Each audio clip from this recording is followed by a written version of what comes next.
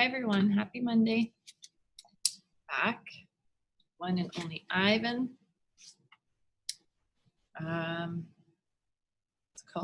This chapter is called Mad Human. And so where did we leave off?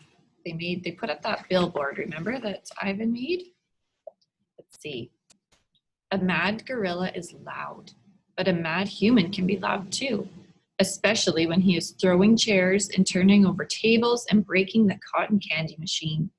Phone call. Mac is kicking a trash can across the food court when the phone rings. He answers it, red-faced and sweating. "What the?" he demands. He glares at me. "I don't know what he starts to say, but then he stops to listen. "Who? Julia who?" he asks. "Oh, sure, George's kid. She's the one who called you?" More talking. With the phone to his ear, Mac comes closer to my cage, eyeing me suspiciously. "Yeah," he says, "he paints." "Sure. We've been selling his art for quite a while now." There is another long pause. "Yeah, absolutely, it was my idea." Mac nods. A smile starts at the corners of his mouth. "Photos? No problem. You want to see him in action? Come on down, have a look. We're open 365 days a year. Can't miss us, we're right off I-95. Mac picks up the overturned trash can. "Yeah, I think he'll be adding more pictures. It's, what do you call it? A work in progress." When the call is done, Max shakes his head. "Impossible," he says. An hour later, a man with a camera comes to take my picture. He's from the local paper, the one Julia called. "How about you take one of me with the elephant?" Max suggests. He drapes his arms around Ruby's neck, grinning at the camera as it clicks. "Perfect," the man says. "Perfect," Mac agrees. Mac looks happy, but do you think Ruby looks happy? Not really, her eyes look sad. A star again. A photo of my billboard is in the newspaper. Mac tapes a story onto my window. Each day, more curious people arrive. They park in front of the billboard. They point and shake their heads. They take photos. Then they come to the mall and buy my paintings.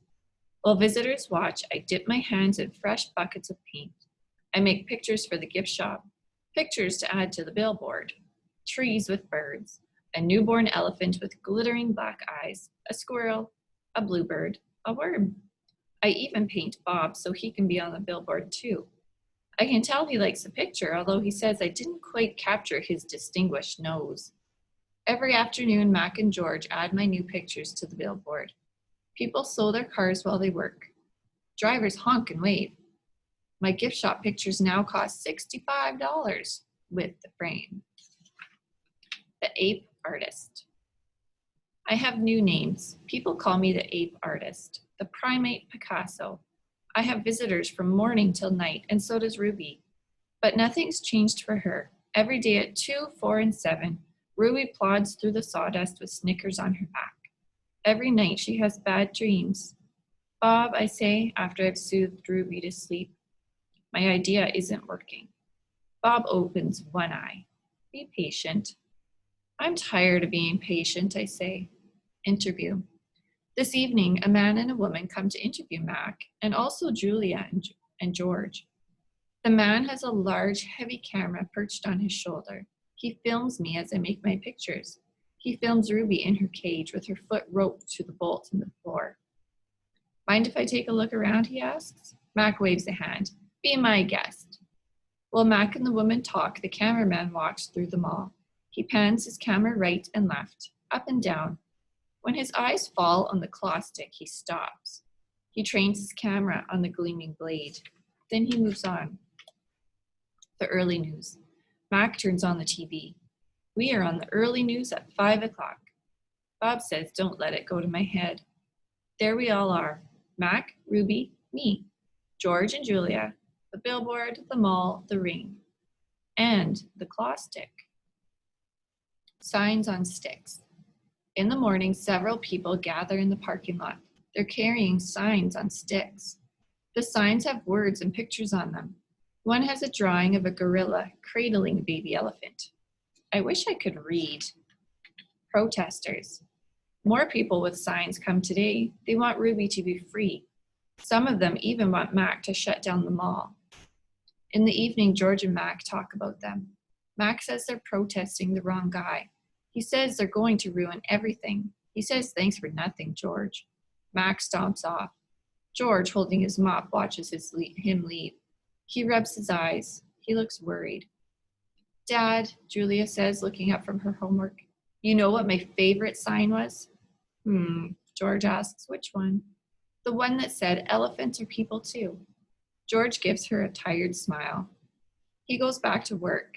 His mop moves across the empty food court like a giant brush, painting a picture no one will ever see. Here's a picture of all the signs.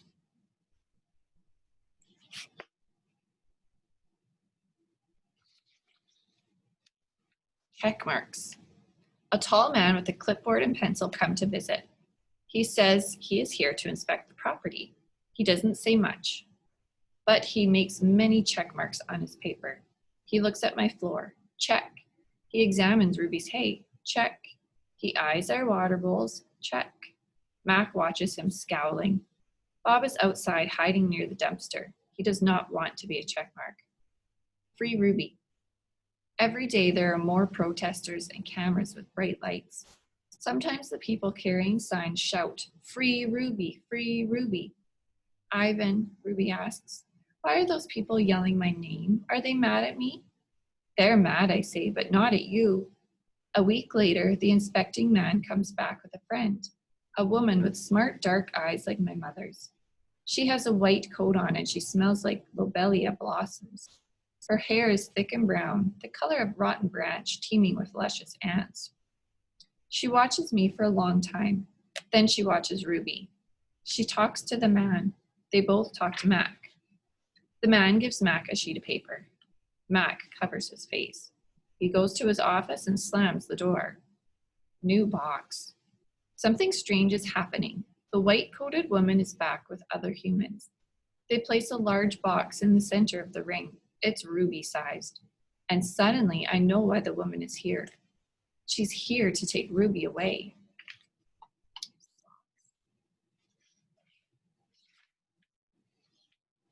Training. The woman leads Ruby to the box. She places an apple inside. Good girl, Ruby, she says kindly. Don't be afraid. Ruby inspects the box with her trunk. The woman makes a clicking sound with a little piece of metal she's holding in her hand. She gives Ruby a piece of carrot. Each time Ruby touches the box, she gets a click and a treat. Why is she making that clicking noise? I ask Bob. They do that to dogs all the time, Bob says. I can tell he doesn't approve. It's called clicker training. They want Ruby to associate the noise with the treat. When she does something they want, they make that noise. Great job, Ruby, the woman says. You're a quick study. After many clicks and carrots, she takes Ruby back to her cage. Why is that lady giving me carrots when I touch the box? Ruby asks me.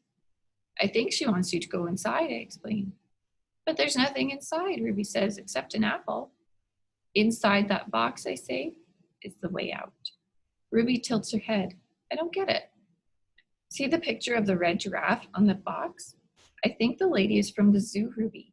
I think she's getting ready to take you there. I wait for Ruby to trumpet with joy, but instead she just stares at the box in silence. I'm not sure you understand. That box might be taking you to a place where there are other elephants, I say. A place with more room and humans who care about you. But even as I say these words, I remember with a shudder the last box I was in. I don't want a zoo, Ruby says. I want you and Bob and Julia. This is my home. No, Ruby, I say. This is your prison. We'll leave it there for today. Tune in tomorrow to see what happens next. Bye-bye.